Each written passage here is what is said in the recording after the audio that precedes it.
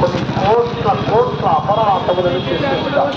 ఆ అపరాధములన్నింటి కూడా నివృత్తి కలుగుతుంది దూర్వా పూజనము ద్వారా. అటువంటి గొప్పదనం ఎండాల కట్టుకొచ్చినాడు.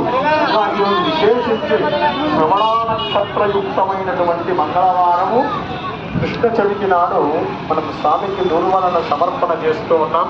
ఇక దూర్వా పూజనం అయిన తర్వాత దూర్వ యొక్క గొప్పతనం, అసలు గణపతి స్వామి వారికి దూర్వ ఎందుకు పెట్టాలి?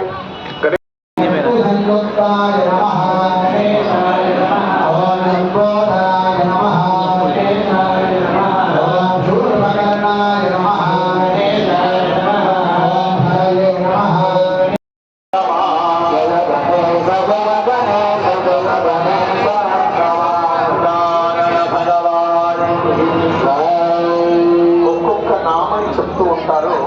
తర్వాత గణాధిపతయే నమః అంటూ అక్కడ దూర్వాములను సమర్పితం చేస్తూ ఉంటారు.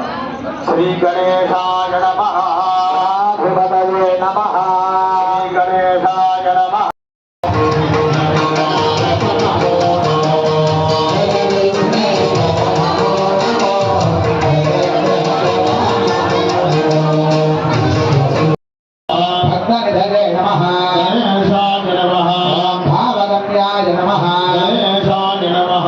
మంగళప్రదాయ నమః,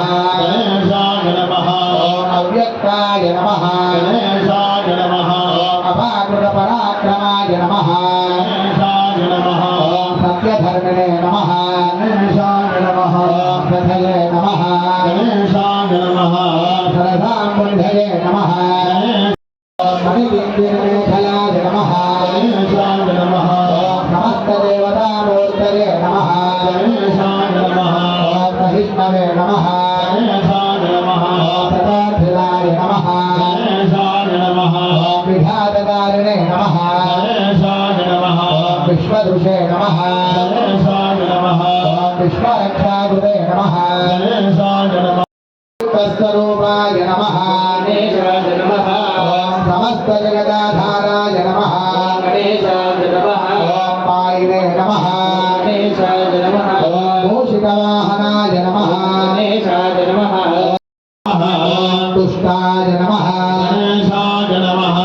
ప్రసన్నాత్మనే నమః, విద్యాగణేశాయ నమః, విఘ్నహరాయ నమః, గజముఖాయ నమః, అవ్యయాయ నమః, విజ్ఞానాత్మనే నమః,